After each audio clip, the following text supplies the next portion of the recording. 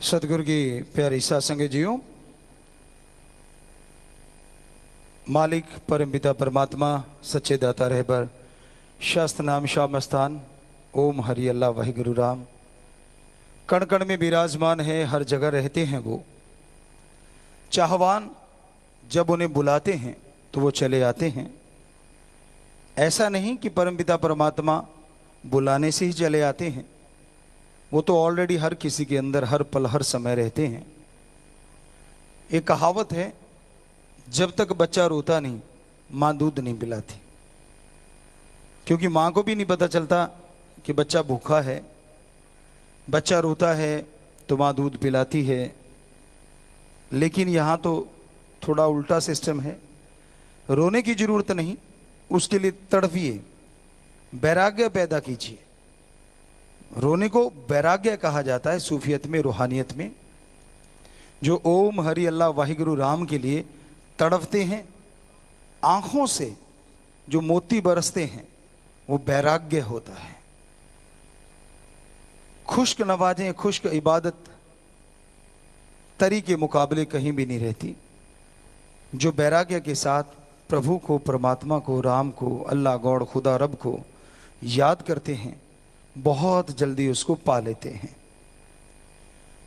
आज संसार में चारों ओर नशा, बुराई दिनों ब दिन बढ़ती जा रही है, और इसका कारण है कि इंसान प्रभु परमात्मा अल्लाह वाहिगुरु राम की भक्ति को बोरिंग समझता है कि ये तो फजूल की बात है, कौन इतना समय लगाए। तो मालिक की भक्ति को भी हाईटेक करने की जरूरत है। बहुत सारे लोगों को ये पता नहीं होता। कई बार पूछते हैं कि गुरुजी, धर्मों में तो ये लिखा है चंद्रमा देवता है, लेकिन वो तो पत्थर है, खोज कर ली गई है। तो आप में से भी बहुत लोगों को इसका जवाब शायद ही आता हो, पर हमारे पवित्र वेदों में, पवित्र धर्म के महान ग्रंथों में सब जगह लिखा हुआ है। अगर गौर से पढ़ा जाए कि ये जो दिखते हैं ये चंद्र तो जरूर हैं, लेकिन इनको जो चलाने वाला है वो चंद्रमा है, वो चंद्रदेव है। रिमोट कंट्रोल से वो इन्हें चलाते हैं। क्या आप में से बहुत से पढ़े लिखे लोग जानते हैं कि आमतौर पे जो जहाज हैं, हवाई जहाज, उनको कंप्यूटराइज छोड़ दिया जाता है। ऑटोमेटिकली वो दूरियां तय करते हैं, ऑटोमेटिकली वो उन रास्तों पे चले जाते हैं। सिर्फ लैंडिंग के टाइम या टेक ऑफ के टाइम ही उन्हें मैनुअल किया जाता है, अदरवाइज वो कंप्यूटराइज्ड भी चलते हैं और मैनुअल भी चलते हैं। तो वहां से वो चढ़े, उनको कंप्यूटराइज्ड कर दिया गया और वो वहां पहुंच गए, और पहुंचने के बाद उतारने के टाइम फिर से वो मैनुअल करके पायलट उनको उतारते हैं।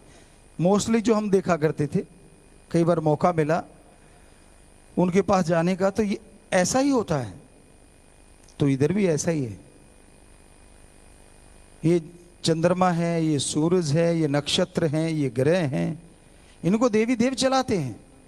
तो आदमी अगर कंप्यूटराइज्ड कर सकता है तो क्या देवी देवता नहीं कर सकते? आप रिमोट से टीवी चला सकते हैं, तो आप देवता को इतना ही कमजोर समझते हैं, वो रिमोट से चंद्रमा को भी चलाते हैं। सूरज देव सूरज को चलाता है। अपनी अपनी ड्यूटियां हैं उनकी।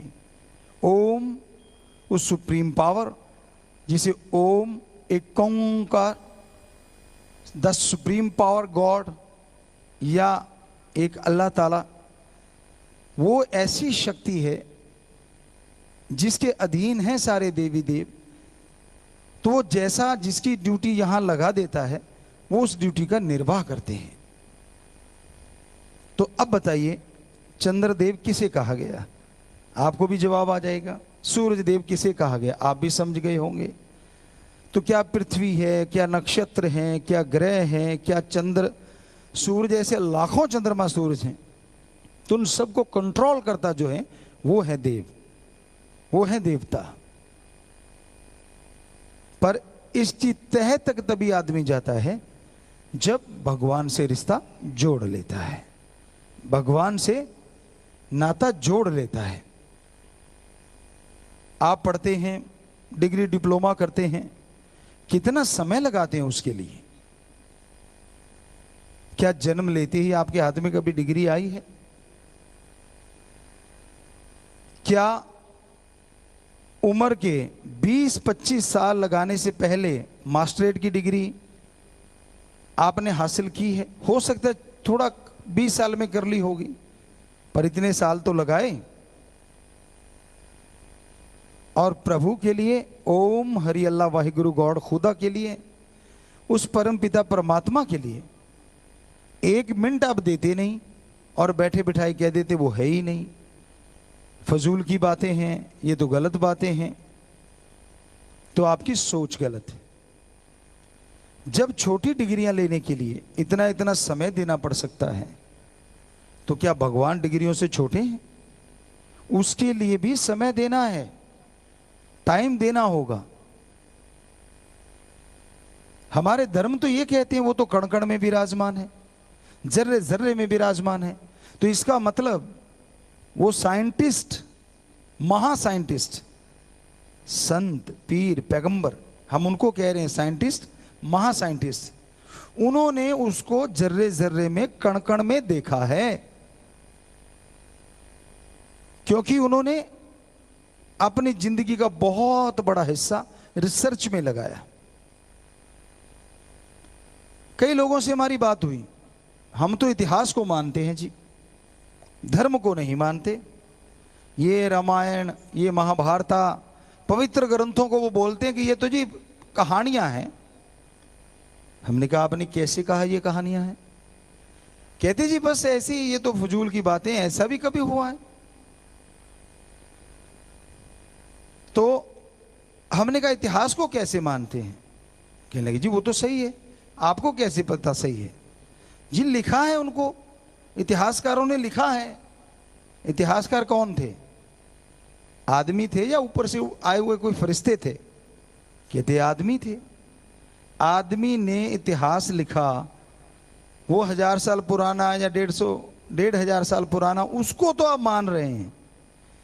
और जिन संतों ने हमारे धर्मों को लिखा, क्या आप उसे आदमी से भी कम समझते हैं कि उन्होंने झूठ लिख दिया?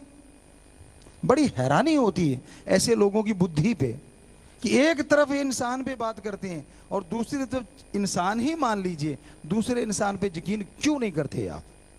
ये कैसे कह देते हैं कि हमारे जो धर्म है, पवित्र वेद या जितने भी पवित्र हमारे ग्रंथ हैं, हम दावे से कहते हैं सच थे, सच हैं, सच रहेंगे।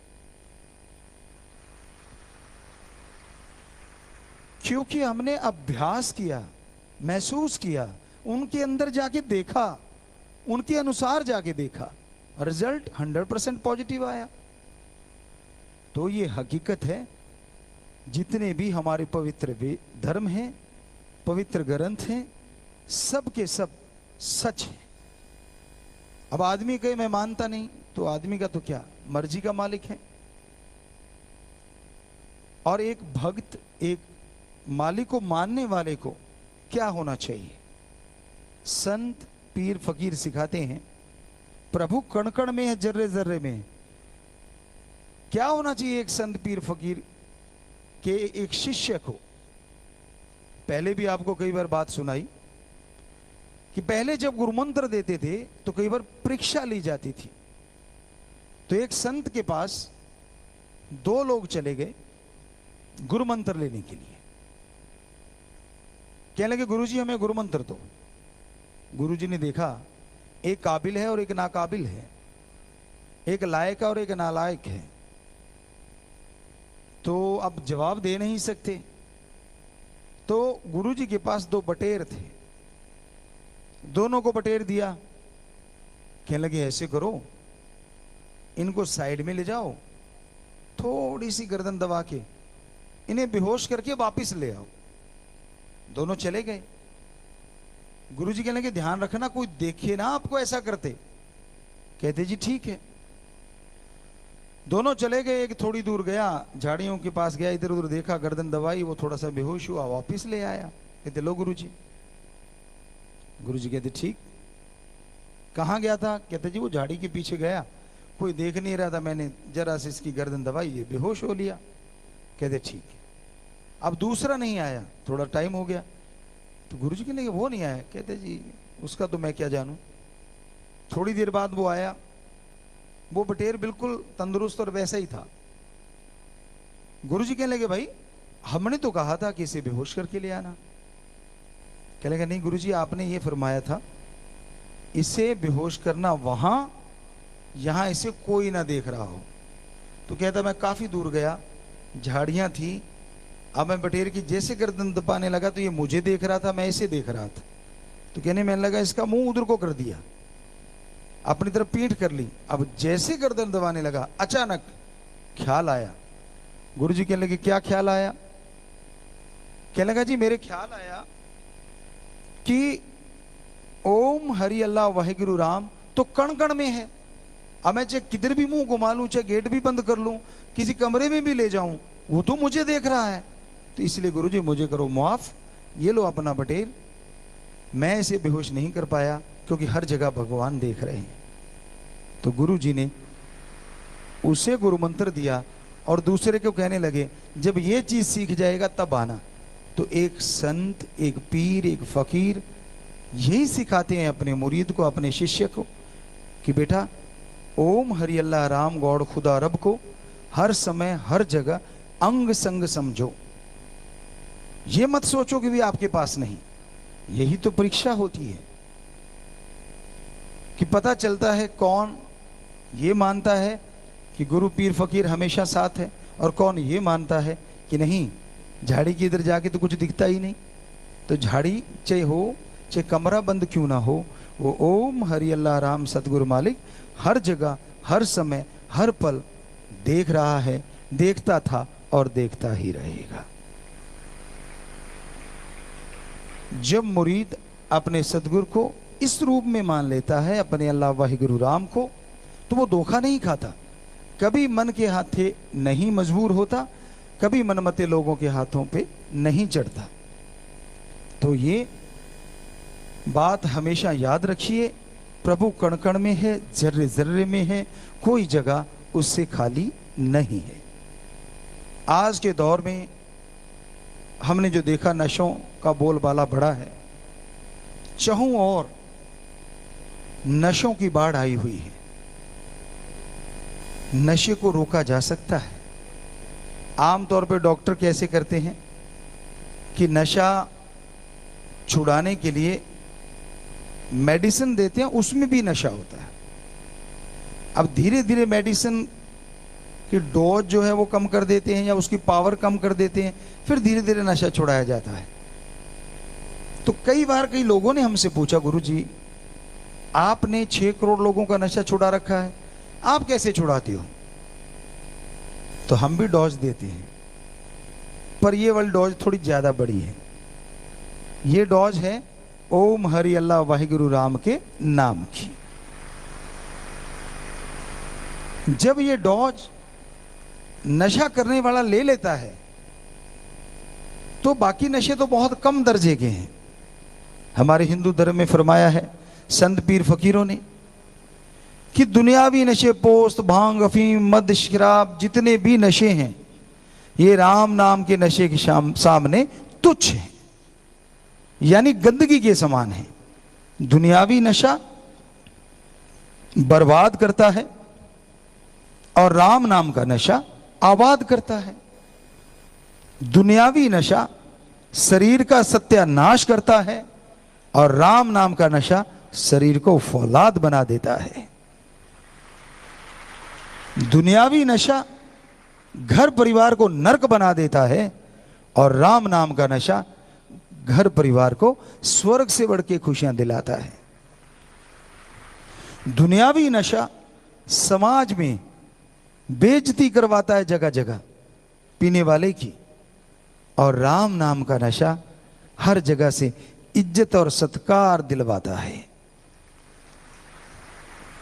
तो जब वो राम नाम का नशा इंसान ले लेता है, उसका जाप करता है, तो अपने आप ही उसकी इज्जत समाज में बढ़ती है, घर में बढ़ती है।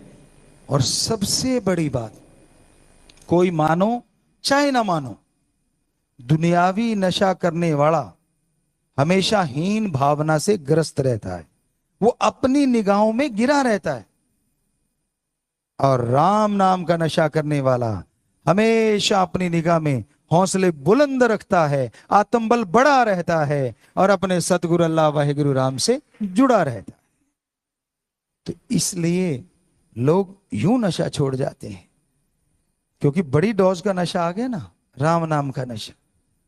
तो भाई नशा ही करना है तो ओम हरि अल्लाह वाहिगुरु गौड़ खुदा रब के नाम का नशा करो। हमेशा परम पिता परमात्मा को अंग संग समझो, कभी भी उसको अपने से दूर ना समझो। तो प्यारी साथ संगतियों, अब आपको एक भजन सुनाएंगे, और जो हमने पहले भी कई बार आपको सुनाया है। तो बेपरवाह जी के अनमोल वचन हैं, वो आपकी सेवा में रखेंगे।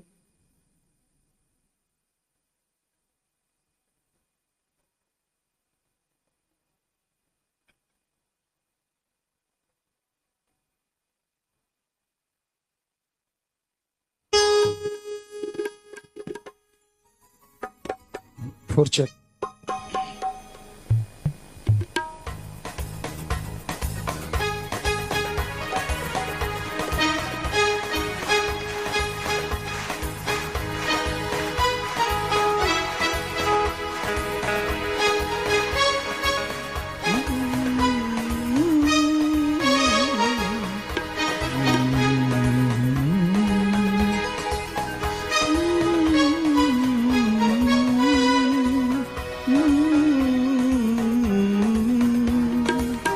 Okay, ready, 1 2 3 4 7।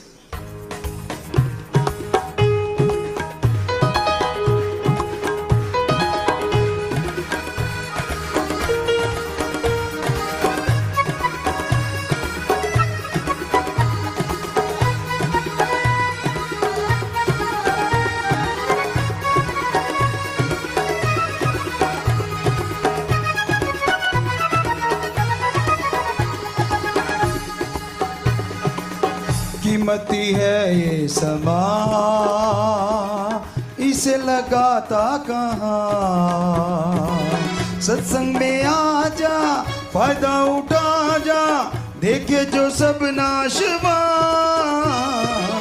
कीमती है ये समा।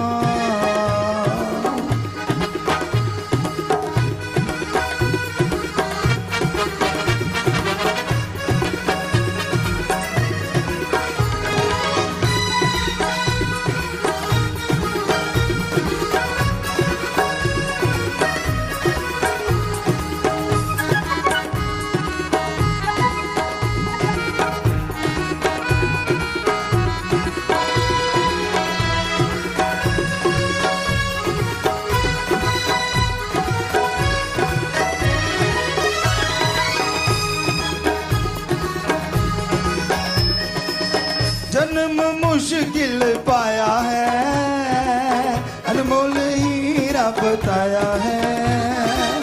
84 चक्कर लगाया है, फिर ये हाथ में आया है।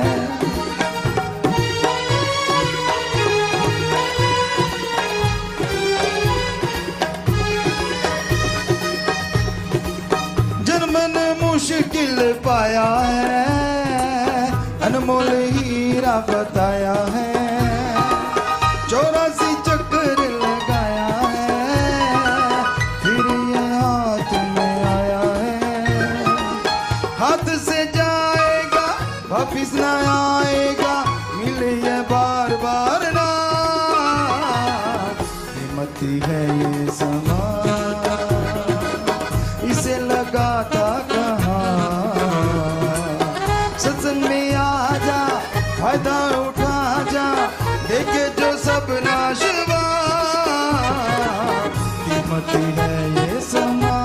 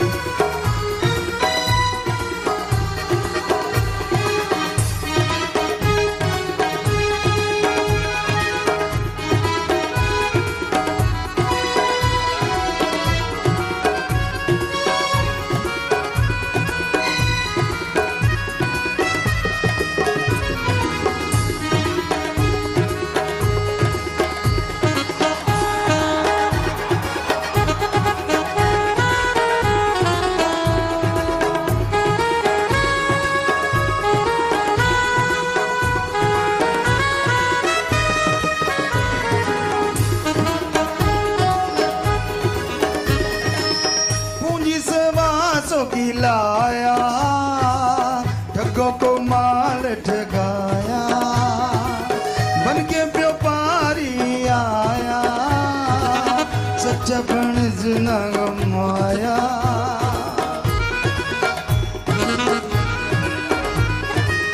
पूंजी सवासों की लाया, ठगों को माल ठगाया, बन के व्यापारी आया, सच्चा बनज न कमाया। क्या तू कमाया, किस लिए आया, सौदा किया नाशवा, कीमती है ये समा, इसे लगाता कहाँ।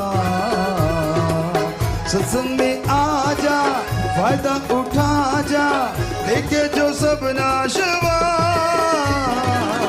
कीमती है ये समा।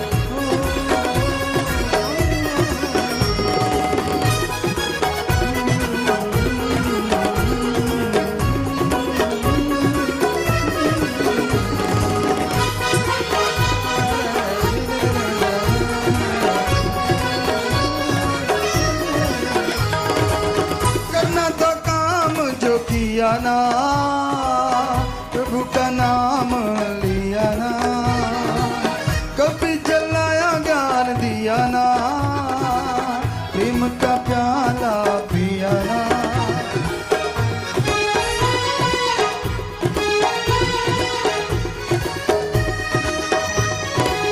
करना था काम जो किया ना, प्रभु का नाम लिया ना, कभी जलाया ज्ञान दिया ना, प्रेम का प्याला पिया ना।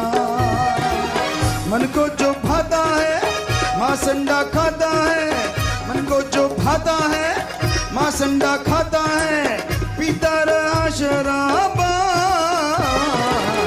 कीमती है ये समा।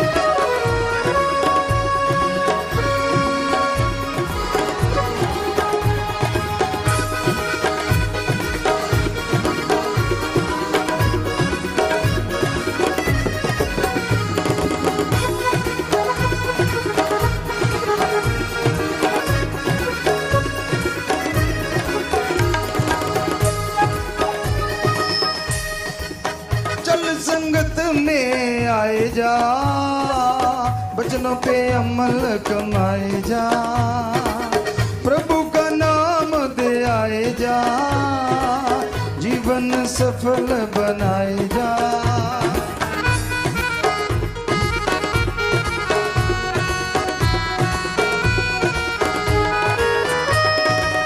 चल संगत में आए जा, वचनों पे अमल कमाए जा, प्रभु का नाम दे आए जा, जीवन सफल बनाए जा।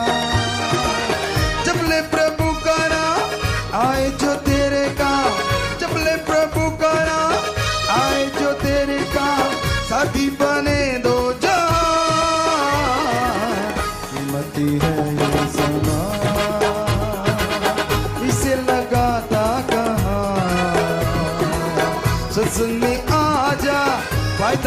आजा, देखे जो सब नाशवा